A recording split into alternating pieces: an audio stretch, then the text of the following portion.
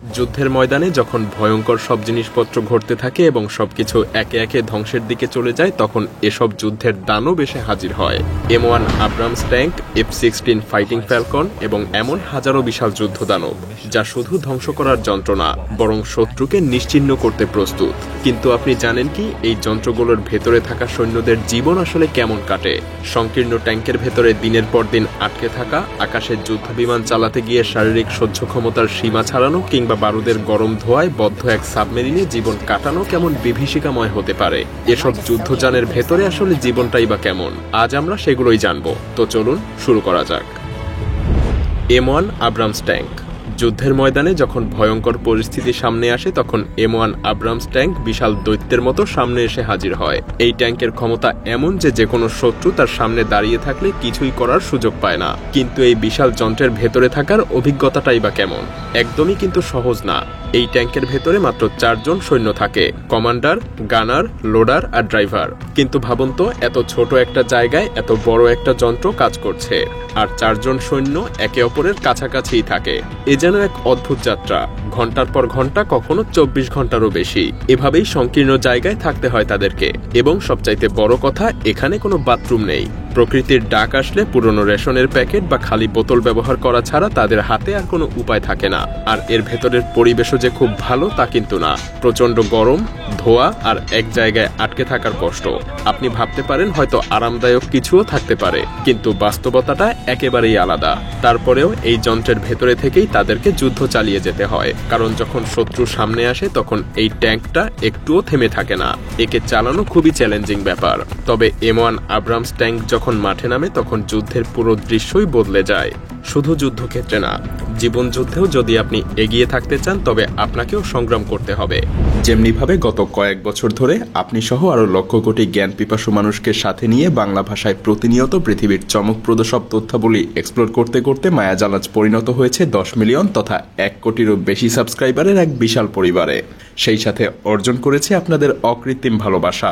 এই ভালোবাসা থেকেই আপনারা অনেকেই মায়াজালের মতো করে ভিডিও তৈরি করে প্রফেশনাল ভিডিও মার্কেটিং এর মাধ্যমে নিজের স্মার্ট ক্যারিয়ার গঠন করার ইচ্ছা প্রকাশ করছেন দীর্ঘদিন ধরে।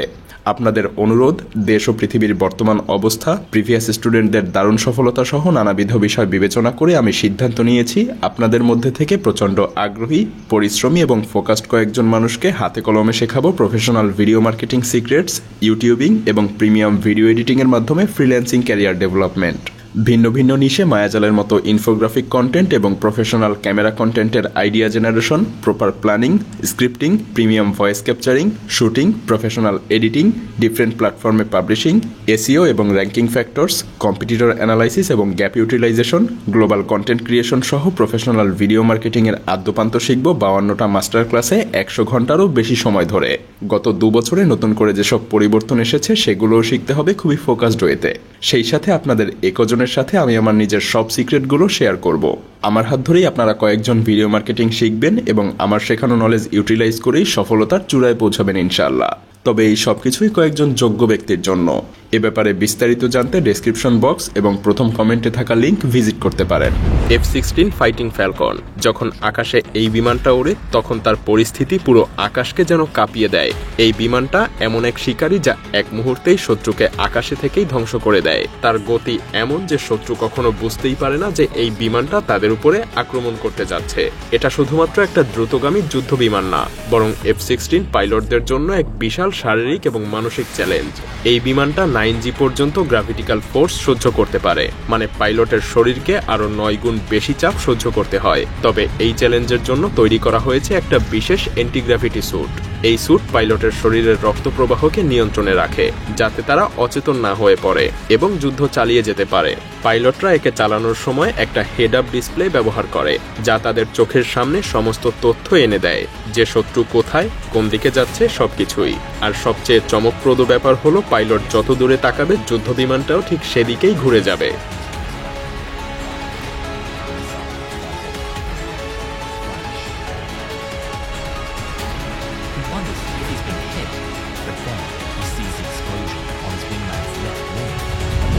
AH-64 Apache helicopter. যখন আকাশে একটা বিশাল শব্দ ভেসে আসে তখন আপনি বুঝবেন যে এটা AH-64 অ্যাপাচি হেলিকপ্টার। এই হেলিকপ্টার আকাশের শিকারী, যার উপস্থিতি শত্রুর মনে ভয় ধরিয়ে দেয়। একে দেখতে মনে হয় যেন আকাশের এক ধ্বংসযজ্ঞ, যেখানে গুলি চালানো যেন একেবারে সহজ কাজ। কিন্তু এই অ্যাপাচি হেলিকপ্টারটা এতটাই শক্তিশালী এবং দ্রুতগামী যে শত্রু কোনোভাবেই এর কাছ থেকে পালাতে পারে না। আর সবচাইতে চমকপ্রদ দিক হলো এর গানার সিস্টেম। অ্যাপাচি হেলিকপ্টারে গুলি চালাতে গুলি কোথায় যাবে সেটা পাইলট মাথা ঘোরালেই টার্গেট লক হয়ে যায়। হ্যাঁ, পাইলট যখন মাথা ঘুরিয়ে দেখে তখন হেলিকপ্টারের গুলিও সেদিকেই চলে যায়। এর মানে শত্রুকে টার্গেট করা এখানে এতটাই সহজ। তবে এটাকে চালানো কিন্তু মোটেও সহজ না। অ্যাপাচি হেলিকপ্টারের পাইলটদেরকে দিনের পর দিন প্রশিক্ষণ নিতে হয়, কারণ তাদেরকে এটাকে পরিচালনা করতে হয় খুবই সতর্কভাবে। কারণ এর ভেতরে থাকা সৈন্যদের কাজ শুধু যুদ্ধই না, বরং এটা জীবনের জন্য একটা লড়াই। দীর্ঘ সময় আকাশে থাকতে তারা শত্রুদের এলাকা ভেদ করে দ্রুত আক্রমণ চালায়। কখনো কখনো লক্ষ্যভ্রষ্ট হওয়ারও শঙ্কা থাকে। তবে এই যন্ত্রের মাধ্যমে আকাশে এক অদম্য যুদ্ধ শুরু হয় এবং সেখানে শুধু ধ্বংসই অপেক্ষা করে। টাইফুন ক্লাস সাবমেরিন এটা শুধু একটা সাবমেরিন না, এটা এক মহাকাশের মতো বিশাল, শক্তিশালী এবং ভয়ঙ্কর। টাইফুন ক্লাস সাবমেরিন হলো পৃথিবীর সবচাইতে বড় সাবমেরিন, যেটা সাগরের গভীরে লুকিয়ে শত্রুদের উপরে আঘাত হানে। এর দৈর্ঘ্য 574 ফুট, যা 3টা ফুটবল মাঠের সমান। এটা তৈরি করা হয়েছিল বিশ্বযুদ্ধের ভয়াবহ পরিস্থিতি মোকাবেলা করার জন্য। এই সাবমেরিনে 160 জন সৈন্য থাকতে পারে এবং সেই সাথে 20টা পারমাণবিক মিসাইল। একটা মিসাইল 10টা পারমাণবিক ওয়ারহেড বহন করতে সক্ষম। একে চালানোর জন্য প্রয়োজন হয় চরম দক্ষতা, কারণ এখানে বিশাল আকারের কারণে এটা কোনো সোজা পথ অনুসরণ করতে পারে না, বরং সাবমেরিনটাকে ধীরে ধীরে সাগরের গভীরে চলে যেতে হয়। বলা যায় এটা এক ধরনের সুপার এনিমি, যেটা সাগরের গভীরে লুকিয়ে থাকে এবং শত্রুর আক্রমণ থেকেও সুরক্ষা পায়। এমনকি এই সাবমেরিনে রয়েছে 2টা পারমাণবিক রিঅ্যাক্টর, যা এটাকে দীর্ঘ সময়ের জন্য সাগরের গভীরে লুকিয়ে থাকতে সাহায্য করে। আর সবচাইতে চমকপ্রদ ব্যাপার হলো এটা শুধু যুদ্ধের জন্য তৈরি করা না, এর ভেতরে রয়েছে একটা জিম, সুইমিং পুল, এমনকি প্রয়োজনীয় সবকিছু।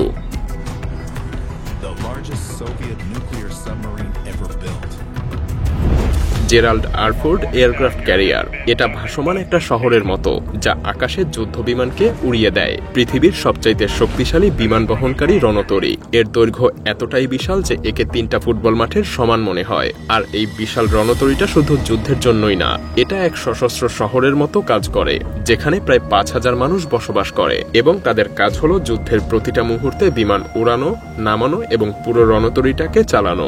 এটা একটা অত্যাধুনিক যুদ্ধযান, যা দিনের পর দিন প্রায় 85টা পর্যন্ত বিমানকে আকাশে ওড়াতে পারে। এর মধ্যে রয়েছে অসংখ্য জিনিস, যেমন ক্যান্টিন, জিম, চুল কাটার সেলুন, এমনকি ছোট বাজারও। তবে যতই সুবিধা থাকুক, রণতরীর ভেতরের জীবন মোটেও সহজ না। বিমানবাহী রণতরীতে থাকাকালীন প্রত্যেকটা সৈন্যকে তাদের কাজের প্রতি শতভাগ মনোযোগ দিতে হয়। বিমানগুলো যখন আকাশে উঠতে থাকে তখন তাদের পেছনে থাকে এক জটিল সিস্টেম। প্রতিটা বিমানকে নামানো, তোলা আর পরিচালনা করা এটা অত্যন্ত ঝুঁকিপূর্ণ এবং এই সবকিছু একমাত্র সঠিক সমন্বয়ের মাধ্যমেই সম্ভব। জেরাল্ড আরফোর্ড এয়ারক্রাফট ক্যারিয়ার এক বিশাল যুদ্ধমঞ্চ, যা সাগরের উপরে ভেসে আছে। আর এখানে সবকিছু একে অপরের সঙ্গে মিলে যুদ্ধের সঠিক সিদ্ধান্ত নিতে সাহায্য করে। এটা শুধু একটা রণতরী না, এটা যুদ্ধের এক স্থায়ী ঘাঁটি।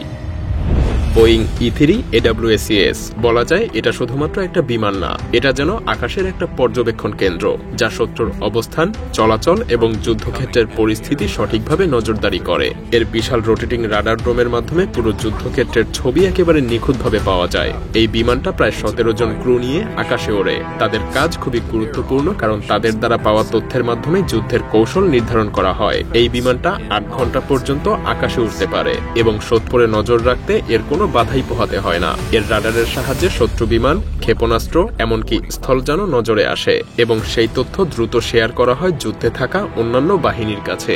এটা বিমান বাহিনীর এক অত্যন্ত গুরুত্বপূর্ণ অংশ, যা যুদ্ধের পুরো পরিস্থিতি ছবি আকারে তুলে ধরে। এটা আসলে আকাশে থাকা এক মাস্টারমাইন্ড, যা জানিয়ে দেয় যে কখন আক্রমণ করতে হবে এবং কখন নিরাপদে পিছু হটতে হবে। এই বিমানটা আকাশে ভেসে থাকলেই যেন যুদ্ধের ছবি বদলে যেতে শুরু করে। লকহিড C-130 হারকিউলিস যুদ্ধের ময়দানে যে শুধুমাত্র ট্যাঙ্ক বা যুদ্ধবিমান প্রয়োজন তা কিন্তু না, কখনো কখনো যুদ্ধের জয় বা পরাজয় নির্ভর করে এমন একটা বিমানের উপর যা সৈন্য এবং সরঞ্জাম দ্রুত এক জায়গা থেকে অন্য জায়গায় পৌঁছে দিতে পারে। আর এই কাজটাই করে লকহিড C-130 হারকিউলিস। এটা পৃথিবীর সবচাইতে শক্তিশালী পরিবহন বিমানগুলোর মধ্যে একটা, যা যে কোনো কঠিন পরিস্থিতিতেও দ্রুততার সঙ্গে কাজ করতে পারে। এই বিমানটা এমন এক বিশাল বিমান যা একসঙ্গে 128 জন সৈন্যকে নিয়ে যেতে পারে। শুধু সৈন্য না, এটা অস্ত্র, গোলাবারুদ, যন্ত্রপাতি সবকিছু একসঙ্গেই পরিবহন করতে পারে। তবে সাইজের সাথে সাথে এর কার্যকারিতা এবং ক্ষমতাও অনন্য। C-130 এমনভাবে ডিজাইন করা হয়েছে যাতে এটা ছোট এবং সংকীর্ণ জায়গায়ও অবতরণ করতে পারে।